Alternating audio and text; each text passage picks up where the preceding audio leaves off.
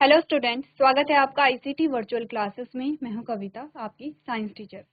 उम्मीद करती हूं आप सभी अच्छे होंगे और स्वस्थ होंगे। सो क्लास कंटिन्यू करेंगे अपना चैप्टर, और चैप्टर में हम डिस्कस कर रहे हैं cell structure and cell function. अभी तक आपने यहाँ पर बात की है प्रोकैरियोट सेल के बारे में। हम यूकैरियोट सेल को पढ़ रहे हैं, और यूकैरियोट सेल में हम प्लाज्मा मेम्ब्रेन के स्ट्रक्चर को पढ़ रहे हैं। तो अभी तक जो स्ट्रक्चर हमने पढ़ा है वो आपने बनाया होगा। आज हमें देखने हैं फंक्शंस ऑफ प्लाज्मा मेम्ब्रेन। ठीक है, चलिए, ये हमारे पास स्ट्रक्चर आता है प्लाज्मा मेम्ब्रेन का। एक बार आप लोग रिवाइज कर लेंगे। प्लाज्मा मेम्ब्रेन के स्ट्रक्चर में आपने कहा कि क्या है, ये लिपिड बाइलेयर है, फॉस्फोलिपिड बाइलेयर है, यानी कि फॉस्फेट और लिपिड की क्या है, डबल लेयर हमारे पास जो आती है वो प्लाज्मा मेम्ब्रेन है, जिसमें आपने कहा फॉस्फेट जो ग्रुप है वो हाइड्रोफिलिक है, और फैटी एसिड यानी कि जो लिपिड वाला पोर्शन है वो क्या है, यहाँ पे आपने कहा लिपोफिलिक या हाइड्रोफोबिक है। ठीक है, इसके अलावा कुछ प्रोटीन आती है, जैसे सरफेस प्रोटीन आती है, कुछ हमने कहा इंटीग्रल प्रोटीन है, पेरिफेरल प्रोटीन है। इसके अलावा हमने कहा कुछ कार्बोहाइड्रेट आते हैं, जैसे ग्लाइकोलिपिड और ग्लाइकोप्रोटीन है।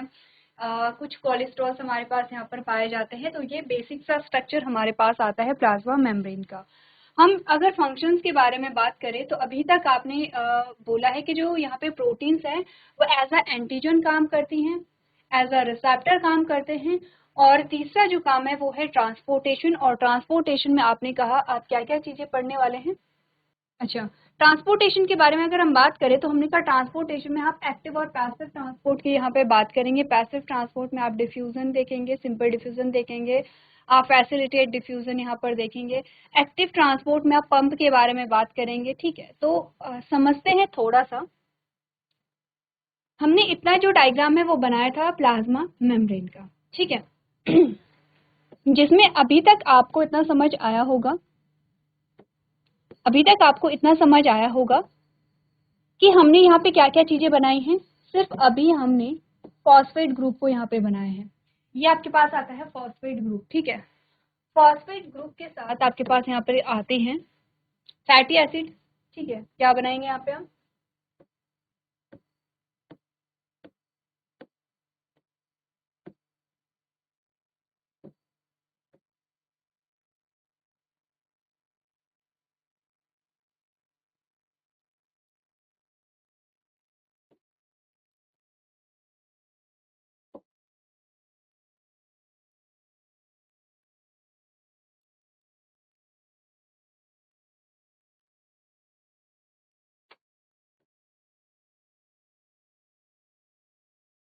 ठीक है, ये एक बेसिक सा स्ट्रक्चर हमारे पास आता है।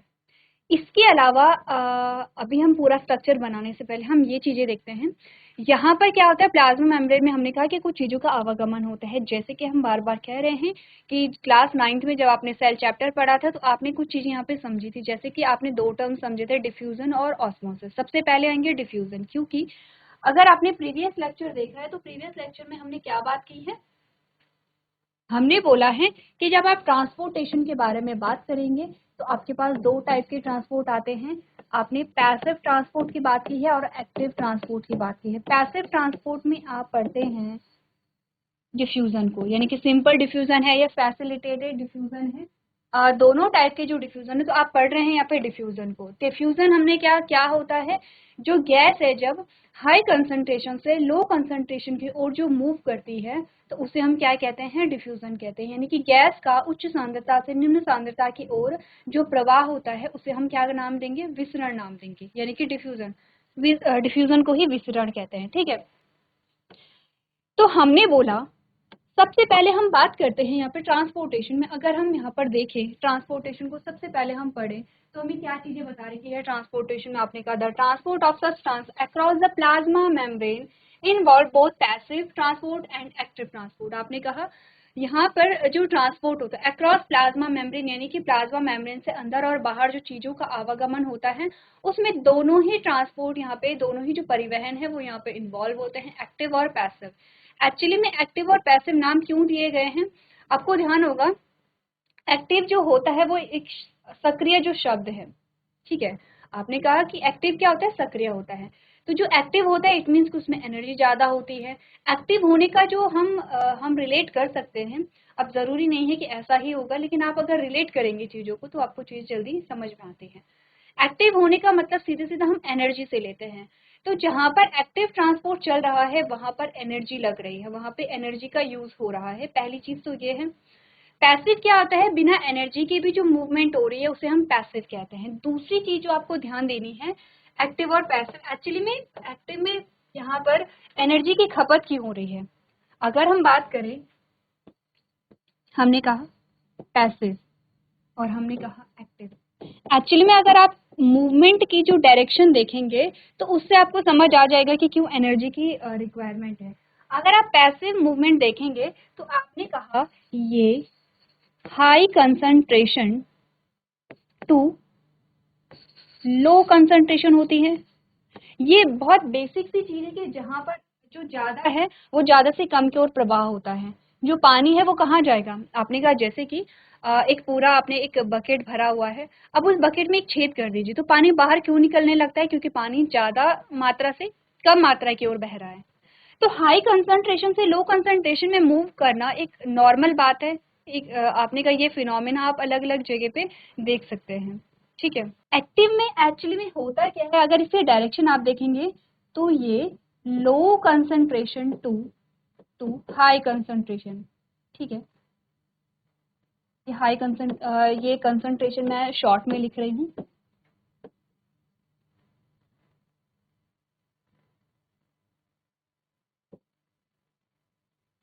High concentration.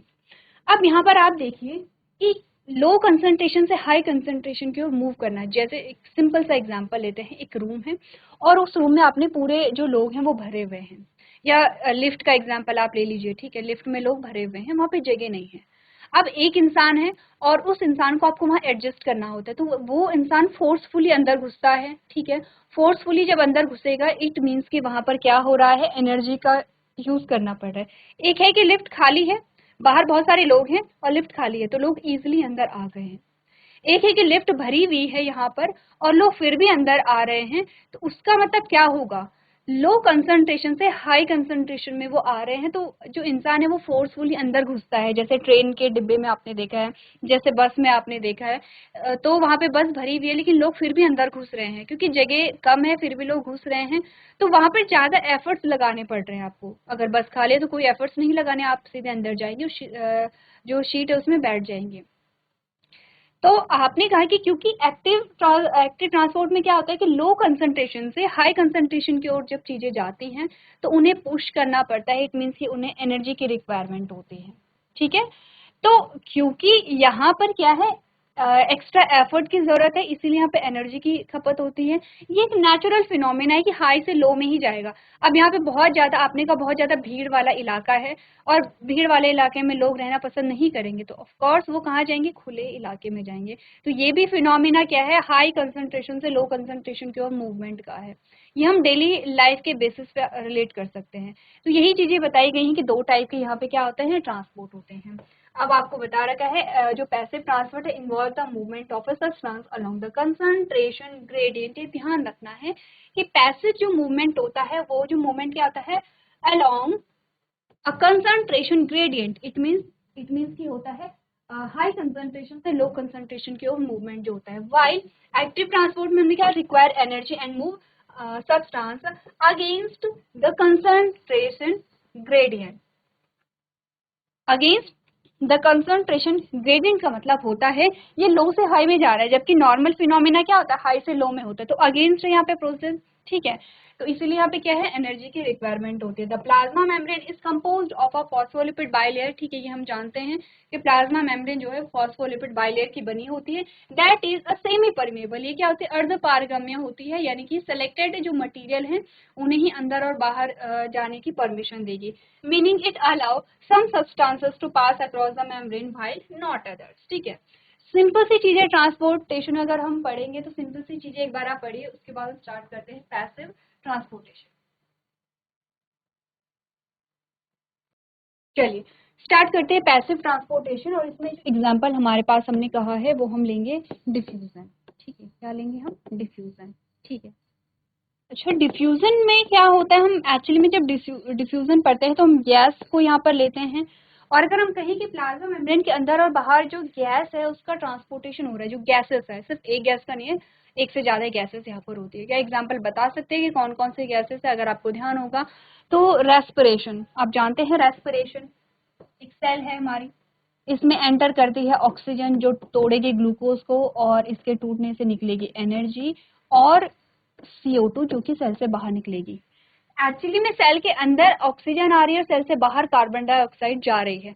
अगर आपने रेस्पिरेशन समझा है, अगर आपने रेस्पिरेशन समझा है और रेस्पिरेटरी सिस्टम देखा है, तो ये वर्क करता है किस फिनोमिना पे? High concentration to lower concentration. क्या कहते हैं हम? जब यहाँ पर ऑक्सीजन ने ग्लूकोज को ब्रेक डाउन किया तो यहाँ पर एनर्जी रिलीज होगी और कार्बन डाइऑक्साइड रिलीज होगी, ठीक है।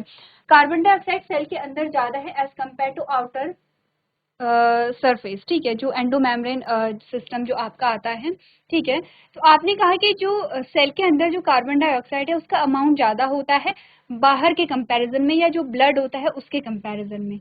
तो एज अ रिजल्ट क्या हुआ? कार्बन डाइऑक्साइड सेल से कहाँ चली जाएगी? आपके ब्लड वेसल्स में चली जाएंगी, ठीक है। और ऐसे ही ऑक्सीजन के साथ होता है। अगर हम एल्विलाई का एग्जाम्पल लें, अब ये सारी चीजें इंपॉर्टेंट होती हैं कब? जब प्रीवियस क्लासेस में अगर आप चीजों को ध्यान से देखते हैं, हम कहते हैं कि एल्विलाई है, ठीक है। एल्विलाई में क्या आई है? आपने कहा है एल्विलाई में ऑक्सीजन आती है, ठीक है। पहले CO2 को बाहर भेजते हैं।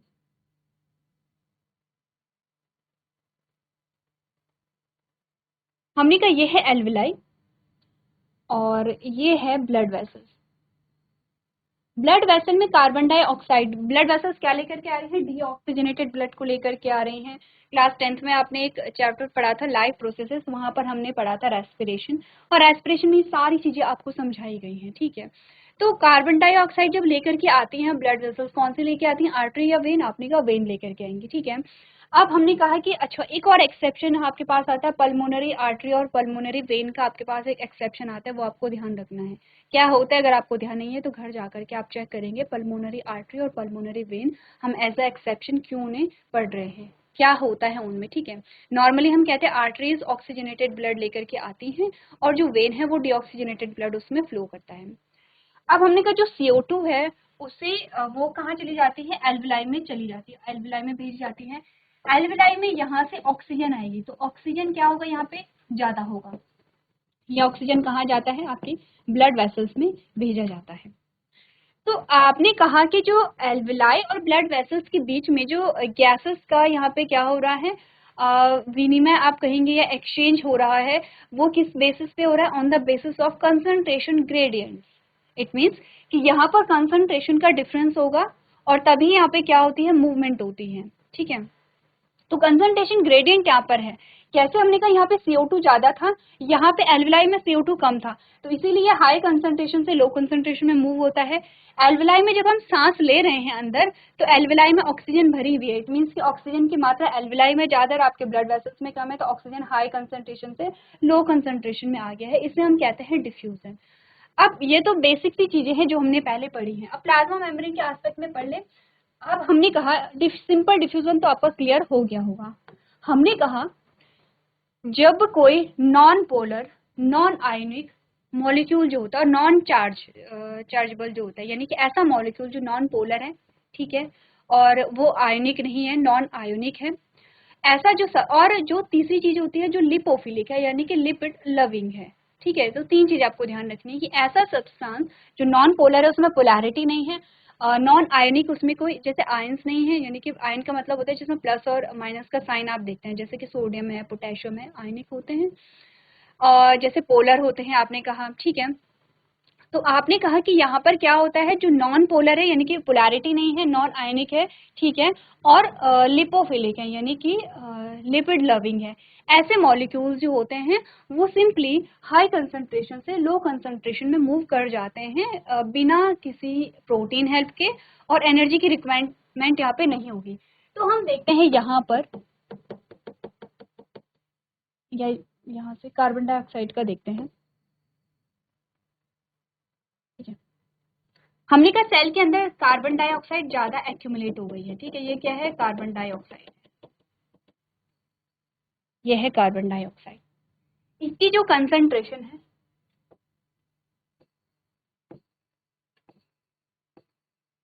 इसकी जो कंसंट्रेशन है वो ज़्यादा है यहाँ पर। ये क्या है, आपने कहा नॉन आयनिक, नॉन, यहाँ पे इसमें क्या है कि पोलैरिटी नहीं है, तो और लिपोफिलिक भी है। इसकी कंसंट्रेशन यहाँ पे हाई है और यहाँ पर इसकी कंसंट्रेशन क्या है, कम है। तो ये क्या करेगा, सिंपली हाई कंसंट्रेशन से लोअर कंसंट्रेशन में मूव कर जाएगा। ये आपका क्या कहलाता है, सिंपल डिफ्यूजन कहलाता है। लिखते हैं इसे, ये आपका होगा सिंपल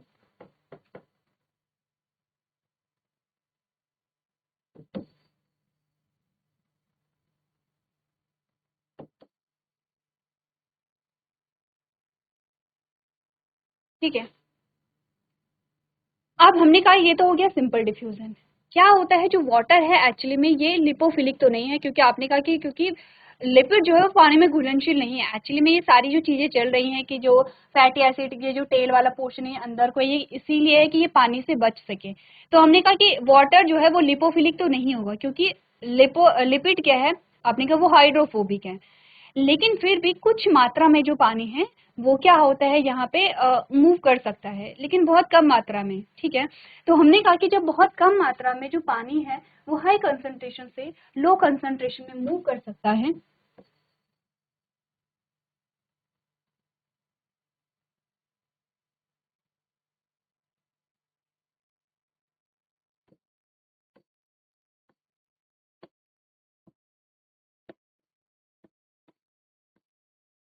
उसे हम क्या कहते हैं, यहाँ पे ऑस्मोसिस नाम देते हैं।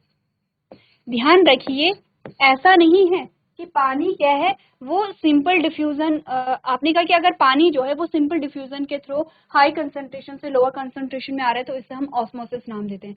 ऐसा नहीं है कि पानी क्या है वो सिंपल डिफ्यूजन से ही चला जा रहा है बिना प्रोटीन के हेल्प, ऐसा नहीं होता है। लेकिन कुछ मात्रा में हम कह रहे हैं, बहुत कम क्वांटिटी में। तो सिंपल डिफ्यूजन आप पहले नोट कर लेंगे, क्योंकि ऑस्मोसिस में अभी हम देखेंगे कि जो मेनली जो पानी का ट्रांसपोर्ट होता है वो प्रोटीन की हेल्प के थ्रू होता है। ठीक है, ये चीज आपको ध्यान रखनी कि ये क्या होता है, प्रोटीन की हेल्प के थ्रू होता है। तो आपने कहा यहाँ पर हम एक्वापोरिन के बारे में बात करेंगे, तो चलिए मैं वाटर को यहाँ पे हटा देती हूँ क्योंकि हम एक्वापोरिन पढ़ेंगे पानी के लिए। ठीक है, लेकिन आपको ये ध्यान रखना है, ये गलत नहीं है। आपको ये ध्यान रखना है कि जो पानी है वो कुछ मात्रा में क्या होता है, सिंपल डिफ्यूजन के थ्रू मूव कर जाता है, लेकिन बहुत कम मात्रा में करता है। मेनली जो पानी ट्रांसपोर्ट करेगा वो एक्वापोरिन के थ्रू करता है। क्या होते हैं एक्वापोरिन आगे चल करके बात करेंगे। सिंपल डिफ्यूजन हो गया। अब सेकंड टाइप आते हैं हम, फैसिलिटेटेड डिफ्यूजन। अगर आपको ध्यान होगा, आपने सिंपल डिफ्यूजन पढ़ा है, ऑस्मोसिस आपने पढ़ा है, ठीक है। फैसिलिटेटेड डिफ्यूजन में आप पढ़ते हैं कि यहाँ पर अब आपने कहा कि ठीक है, अभी तक तो हमने बात की है आपने नॉन पोलर और नॉन आयोनिक मॉलिक्यूल के बारे में और लिपोफिलिक मॉलिक्यूल के बारे में।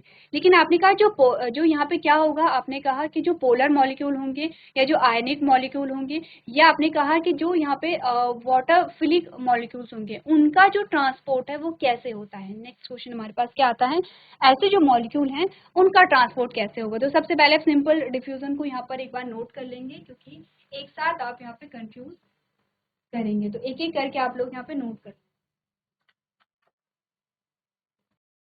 चलिए, अब हमने बात की है, यहाँ पर हमने कहा क्या होगा अगर,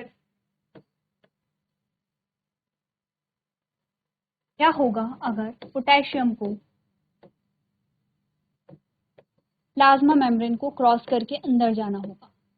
यहाँ पे पोटेशियम की क्या है, हाई कंसंट्रेशन है, और पोटेशियम को हाई कंसंट्रेशन से लोअर कंसंट्रेशन में मूव करना है। इस केस में क्या होता है, यहाँ पे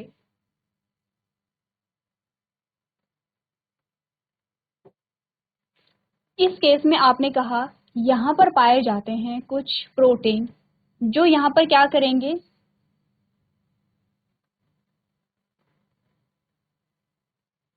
पोटेशियम के जाने के लिए क्या बनाएंगे, एक पाथ यहाँ पे बनाते हैं।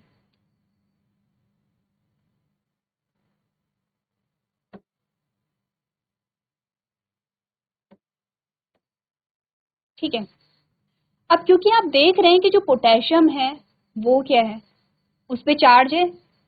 हमने क्या बोला था कि जिस मॉलिक्यूल पे कोई चार्ज ना हो, जिस पे कोई पोलैरिटी ना हो, या जो क्या हो नॉन आयनिक हो और लिपोफिलिक हो, वो क्या कर सकते हैं यहाँ पे सिंपल डिफ्यूजन से मूव कर सकते हैं अक्रॉस द प्लाज्मा मेम्ब्रेन। लेकिन क्योंकि पोटेशियम पे आपने का चार्ज है, इस केस में जो पोटेशियम है, अब वो यहाँ पे क्योंकि लिपिड है यहाँ पे, वो क्या है लिपोफिलिक नहीं है, इस केस में पोटेशियम को मूव करने में प्रॉब्लम होती है। अब यहाँ पर आते हैं कुछ प्रोटीन जो कि यहाँ पे क्या करेंगे,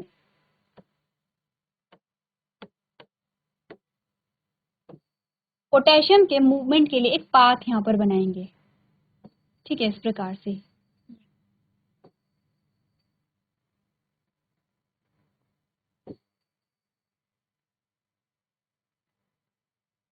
ठीक है, और यहाँ से जो प्रोटीन, यहाँ से जो पोटेशियम है वो कहाँ मूव कर जाएगा, प्लाज्मा मेम्ब्रेन के अंदर मूव कर जाएगा।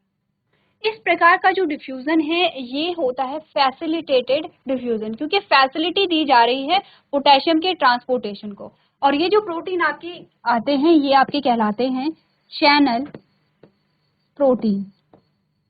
क्या कहेंगे इसे, चैनल प्रोटीन कहेंगे। ठीक है, क्योंकि यहाँ पर क्या हो रहा है, आपने कहा जो छोटे मॉलिक्यूल होते हैं लेकिन चार्ज मॉलिक्यूल हैं या पोलर मॉलिक्यूल हैं या आयोनिक मॉलिक्यूल हैं या फिर आपने कहा हाइड्रोफिलिक मॉलिक्यूल हैं, वो क्या होंगे यहाँ पे हायर कंसंट्रेशन से लोअर कंसंट्रेशन में कैसे मूव करेंगे, with the help of protein. इसीलिए इन्हें फैसिलिटेटेड डिफ्यूजन कहा जा रहा है। सिंपल डिफ्यूजन में किसी प्रकार से कोई प्रोटीन की आवश्यकता नहीं है, सिंपली हाई कंसंट्रेशन से लो कंसंट्रेशन में मूवमेंट हो रही है।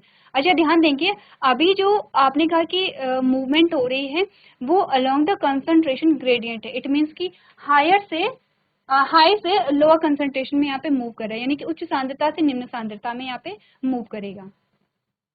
अब हमारे पास आता है यहाँ पर, अगर क्या होगा, जो बड़े मॉलिक्यूल जो हैं, लार्ज मॉलिक्यूल जो हैं, वो यहाँ पे प्लाज्मा मेम्ब्रेन को क्रॉस करेंगे, जैसे कि ग्लूकोज। एग्जाम्पल अगर हम लेंगे ग्लूकोज का,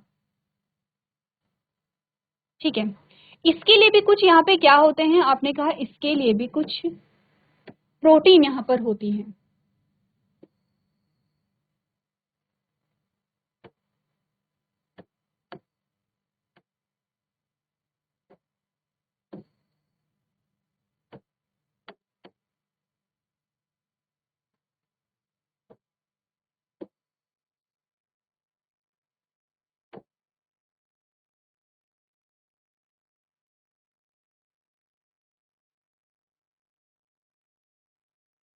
अब ये जो प्रोटीन होती हैं, ये जो बड़े मॉलिक्यूल होते हैं उनको मूव कराने में हेल्प करती हैं, और ये क्या करेंगे, अपनी शेप को चेंज करेंगे। शेप चेंज कैसे करते हैं अभी देखेंगे।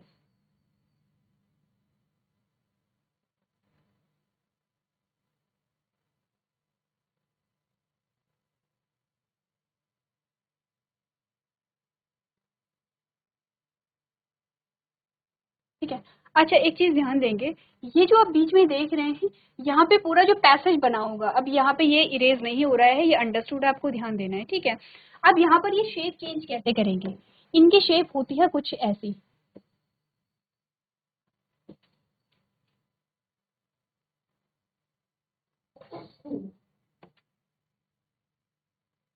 ठीक है, अब हमने कहा यहाँ पर होंगे जो ग्लूकोज, ये ग्लूकोज है। ठीक है, ग्लूकोज है, सेम है, हायर कंसंट्रेशन से लोअर कंसंट्रेशन में मूव करेगा। ये जो ग्लूकोज है ये ग्लूकोज को क्या करेगा, कैच करेगा, ये ग्लूकोज को कैच कर लेगा। और यहाँ पर अगर आप देखेंगे,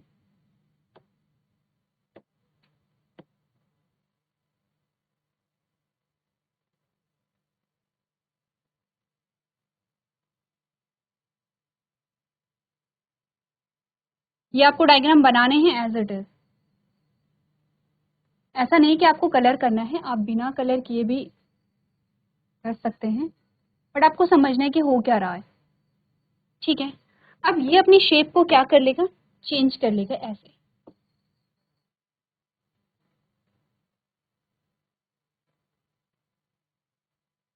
और आपने देखा इसने जो ग्लूकोज है इसे अंदर ट्रांसपोर्ट कर दिया है। ये सेम यही प्रोटीन है, ऐसा नहीं कि ये अपनी जगह चेंज करेगा। आपको डायग्राम में क्या दिखा है कि पहले ये ऐसे था, इसने ग्लूकोज को कैच किया और इसने शेप बदली और अब ये यहाँ से इस प्रकार से शेप चेंज कर लेता है, ग्लूकोज को यहाँ से कैच करके यहाँ डाल देता है। ऐसे जो प्रोटीन आपके होते हैं, ये प्रोटीन आपके कहलाते हैं कैरियर प्रोटीन। प्रोटीन का नाम एक साथ लिखते हैं, ये मैं चैनल प्रोटीन जो है, प्रोटीन के नाम हम अलग से लिख लेंगे। ये जो प्रोटीन है ये आपके चैनल प्रोटीन है, और ये जो प्रोटीन है जो अपनी शेप चेंज कर रही है इसे हम कैरियर प्रोटीन कहते हैं। अब यहाँ तक फैसिलिटेट डिफ्यूजन हो गया है। अभी हमें एक और चैनल या एक और हमने यहाँ पर पैसेज देखना है जिसे हम एक्वापोरिन कहते हैं, जो वाटर ट्रांसपोर्ट में यहाँ पर हेल्प करते हैं। ठीक है, तो अभी तक हमने क्या क्या चीज़ यहाँ पे पढ़ी है? सिंपल डिफ्यूजन पढ़ लिया, फैसिलिटेटेड डिफ्यूजन पढ़ लिया, बस एक्वापोरिन आपका रह जाता है। उसके बाद हम एक्टिव ट्रांसपोर्ट पे आ जाएंगे, जहाँ पर हम पंप पढ़ते हैं, जैसे सोडियम पोटेशियम पंप पढ़ते हैं। अब पंप की आवश्यकता क्यों हो रही है? क्योंकि पोटेशियम का ट्रांसपोर्ट तो फिर भी हो रहा है, ऐसे में तो पंप की आवश्यकता क्यों पड़ी है? क्योंकि हम समझ रहे हैं कि इसका मतलब हम सोडियम और पोटेशियम को लोअर कंसंट्रेशन से हाई कंसंट्रेशन में भेज रहे होंगे। ठीक है, अंदर या बाहर जहाँ पे भी जिस प्रकार की नीड होगी वहाँ पर पंप की आवश्यकता होगी। आपको ऐसे ही डायग्राम बनाने हैं और चीज़ों को यहाँ पे समझते रहना है। तो आज के सेशन में हम इतना ही करेंगे।